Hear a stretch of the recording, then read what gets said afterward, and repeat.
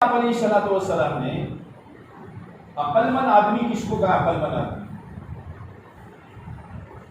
آج ہر ایک کو اپنے عقل مند ہونے پر ناز ہے، لیکن اللہ کے نبی علیہ السلام کی زبان سے عقل مند آدمی کون؟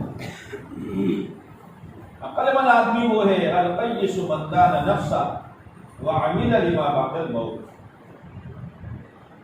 عقل مند آدمی وہ ہے جو اپنے نفس پر قابو کرے۔ ایک بزرگ سے پوچھا کہ جنت کا راستہ، تو دو لفظ انہوں نے کہے، دع نفسک و تعال، دع نفسک و تعال، نفس کو چھوڑ دے اور جنت میں آ جا۔ یعنی ایک پیر اپنی خواہش پر رکھ اور ایک پیر جنت میں رکھ۔ اتنا آسان ہے جنت میں جانا، جنت میں جانا بہت آسان ہے۔ اور قرآن، دین، اسلام، شریعت، مسائل، یہ سارا جنت میں جانے کے لیے ہے کہ آدمی اندھا دھند نہ چلے۔ القیس من دان نفسہ وعمل لما بعد الموت، کہ نفس کو قابو میں کرے اور مرنے کے بعد کے لیے عمل کرے۔ عقل مند ہے۔ اور عاجز اور بے وقوف کون ہے؟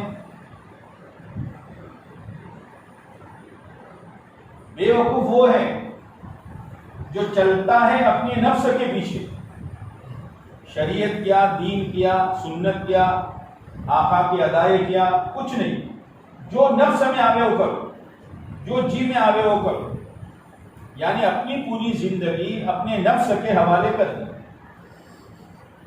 جس نفس کے بارے میں اللہ کے نبی علیہ السلام نے فرمایا اللہم لا تکلنی الی نفسی طرفۃ عین، اے اللہ مجھے میرے نفس کے حوالے پلک جھپکنے کے برابر بھی مت کرنا۔ یہ امت کو تعلیم دی ہے، نفس اتنا خطرناک ہے۔ ایک بزرگ نے کہا سانپ کا مارا ہوا جنت میں جائے گا، نفس کا مارا ہوا جہنم میں جائے گا۔ نفس ڈس لیتا ہے۔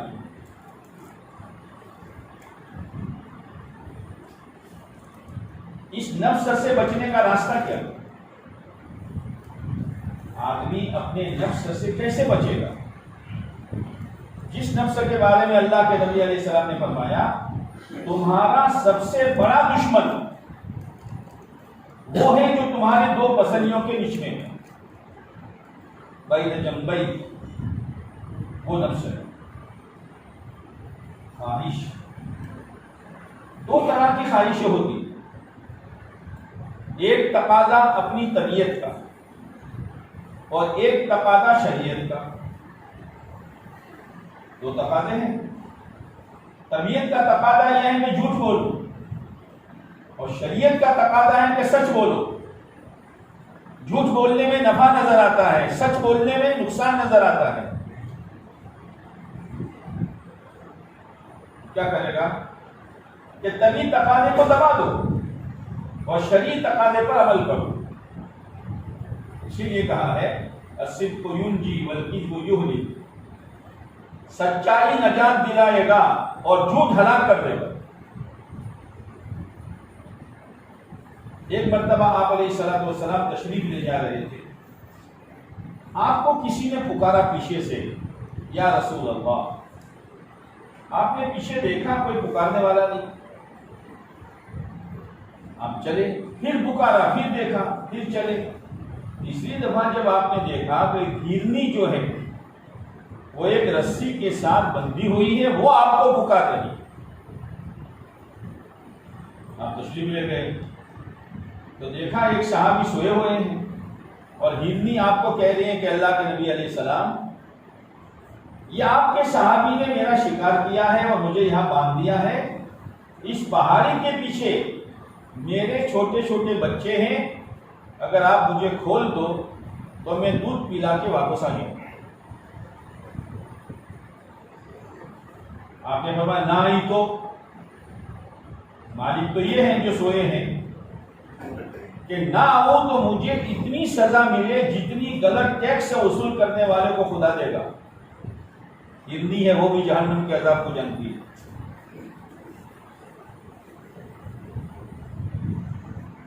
آپ نے کھول دی, ہو گئی چوپڑیا بھرتی ہوئی. تھوڑی دیر کے بعد واپس آئی, آپ اس کو باندھ رہے تھے اور صحابی کی آنکھ کھلی. اے اللہ کے نبی علیہ السلام, میرے ماں باپ آپ پر قربان, کیا آپ کو ہرنی پسند ہے؟ میں ہدیہ کر دوں؟ یہ بات ایسی نہیں ہے. بات یہ ہے تم شکار کر کے لائے تھے, تمہیں پتا نہیں اس کے چھوٹے چھوٹے بچے ہیں. اس نے مجھے کہا تو میں نے چھوڑ دیا اور وہ اپنے وعدے کے مطابق آ گئی. صحابی نے کہا اللہ کے نبی علیہ السلام, میں اس ہرنی کو چھوڑ دیتا ہوں. ہرنی جب جانے لگی تو اللہ کے نبی علیہ السلام نے فرمایا, وہ ہرنی تیری سچائی نے تجھے نجات دلا دی. آدمی سچ بولنے سے گھبراتا ہے. دو تقاضے ہمیشہ ساتھ میں رہیں گے, طبیعی تقاضا و تشریعی تقاضا. نفس کو اگر سیدھا کرنا ہو تو طبیعی تقاضے کو قربان کرو, اس پر مت چلو. آنکھ سے غلط دیکھنا اور شریعت کہتے کہ آنکھ بند کر, شریعت تقاضے پر عمل کرو. اپنی خواہشات کو قربان کرو. خواہشات پورا کرنے کے لیے نہیں ہیں, خواہشات قربان کرنے کے لیے ہیں. جیسے لکڑیاں جمع کرنے کے لیے نہیں ہیں, جلانے کے لیے. جب لکڑی جلاؤ گے تو آگ اٹھے گی, آگ میں روشنی ہوگی. جب اپنی خواہشات کو دباؤ گے تو تقوی کا نور ملے گا, تقوی کا نور ملے گا. تقوی کا نور خواہشات کے ساتھ مل کر نہیں بن سکتا. یہ تو اس کی مقابلے کی چیز ہے. دو دشمن اللہ نے بتائے, ایک نفس اور ایک شیطان. شیطان نے قسم کھائی, اور کیا قسم کھائی ہے؟ لَأَقْعُدَنَّ لَهُمْ صِرَاطَكَ الْمُسْتَقِيمَ. اب اس کا ترجمہ عوام تو نہیں جانتے, جو پڑھے لکھے جانتے ہیں کہ کتنے بھار پوروک لفظ کے ساتھ یہ بات کہی ہے. اس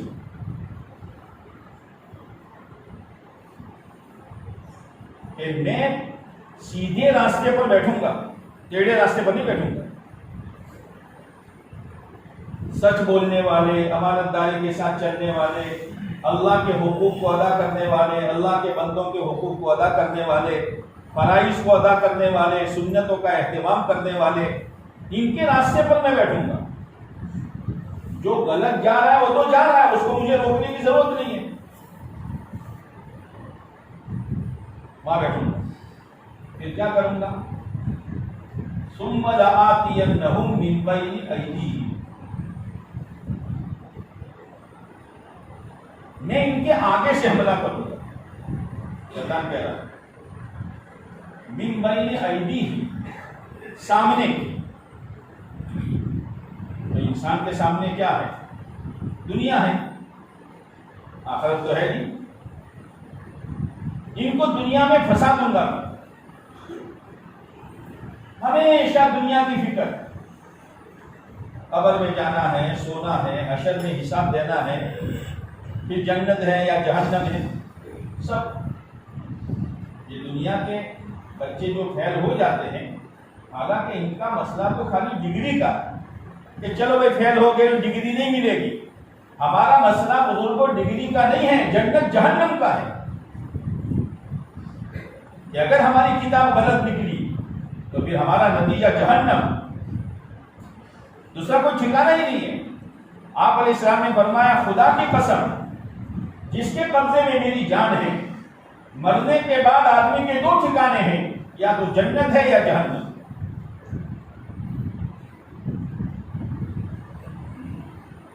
اب جنت اور جہنم اللہ نے بقول قاری طیب صاحب رحمۃ اللہ علیہ کے ہر ایک نے ہاتھ میں پکڑا دی ہے, ہر ایک کے ہاتھ میں. لے چھانٹ, کیا چھانٹتا ہے؟ جنت میں جانا ہے یا جہنم میں جانا ہے, تجھے اختیار ہے. جنت کے راستے پر چل تو جنت ملے گی تجھے، جہنم کے راستے پر چل تو جہنم میں جائے گا۔ اسی لیے اللہ کہے گا تیرا نامہ اعمال پڑھ لے بھائی اور اپنا فیصلہ خود کر لے۔ تو شیطان سامنے سے آئے گا، سامنے سے آئے گا یعنی آخرت کو بھلوا دے گا۔ وَمِنْ خَلْفِهِ، اور پیچھے سے آئے گا یعنی جو دنیا پیچھے ہے اس کو آگے لا دے گا، دنیا کو آگے لائے گا، آخرت کو بھلوا دے گا۔ وَعَنْ أَيْمَانِهِ، دائیں طرف سے آئے گا، اور ہر اچھا کام دائیں ہاتھ سے کیا جاتا ہے۔ کیا مطلب دائیں طرف سے آئے گا؟ یعنی جتنے نیک اعمال اس نے کیے ہیں، نماز پڑھی، روزہ رکھا، صدقہ نکالا، غریبوں کی مدد کی، صدقہ جاریہ کے لیے کوئی کام کیا، جو بھی نیک کام کیے ہیں ان کو میں برباد کر دوں گا اس کی نیت بگاڑ کر۔ یہ ہے دائیں طرف سے حملہ۔ اس لیے عمل کرنے کے بعد آدمی فکر بے فکر نہ رہے۔ حضرت علی رضی اللہ تعالیٰ عنہ فرماتے ہیں کہ عمل سے زیادہ اس کے قبول کرانے کی فکر کرو۔ آپ سوچئے آپ علیہ الصلوۃ والسلام ہر نماز کے بعد 3 مرتبہ استغفر اللہ استغفر اللہ استغفر اللہ، یہ سنت تو پتہ نہیں کہاں گئی اور پتہ نہیں کس نے وظیفہ بتایا۔ ہر ایک نماز کے بعد دل پر ہاتھ رکھے گا، پتہ نہیں کیا پڑھتا ہے، پھونک مار مار کرتا ہے تاکہ میں مت نہ جاؤں۔ دیکھو ہر ایک کو دیکھو، استغفر اللہ جو سنت ہے وہ نہیں۔ بزرگوں کا معمول ہے کہ بھائی آئے تو کرسی یہاں رکھ کر پڑھو تو ابھی ہارٹ اٹیک سے بچ جاتا ہے۔ ارے جو پڑھنا ہے پڑھ، لیکن پہلے سنت تو ادا کر۔ بغیر نماز کے پوری، بغیر دھیان کے نماز گئی۔ اب آقا کی نماز کیسی؟ لیکن آقا نے یہ تعلیم دی ہے نیکی کے بعد اللہ سے معافی مانگو۔ اسی لیے صدیق اکبر رضی اللہ تعالیٰ عنہ نے آپ علیہ الصلوۃ والسلام سے کہا ہے اللہ کے نبی علیہ السلام مجھے کوئی دعا بتا دیجیے، میں اس کو نماز میں پڑھا کروں۔ اب صدیق اکبر رضی اللہ تعالیٰ عنہ، پوری امت میں نبیوں کے پاس سب سے بڑا مقام، وہ مقتدی اور آپ علیہ السلام امام، اور مسجد نبوی، کیا کہنا اس نماز کا۔ وہ کہہ رہے ہیں مجھے کوئی دعا بتلائیے۔ آپ علیہ السلام نے دعا بتلائی، اللہم انی ظلمت نفسی ظلما کثیرا وانہ لا یغفر الذنوب الا انت فاغفر لی مغفرۃ من عندک وارحمنی انک انت الغفور الرحیم۔ کیا کہہ رہے ہیں صدیق؟ اے اللہ میں نے نماز نہیں پڑھی، نماز پڑھ کر میں نے اپنی ذات پر بہت بڑا ظلم کیا ہے، تو نے اپنے دربار میں بلایا، حاضری کا موقع دیا، تیرے سامنے کھڑے ہونے کا موقع دیا، لیکن میرا قیام، میرا رکوع، میرا سجدہ بغیر دھیان کے رہا۔ یا اللہ میں نے بے دھیانی کی نماز پڑھ کر میں نے اپنے آپ پر ظلم کیا ہے، میں نے نماز نہیں پڑھی۔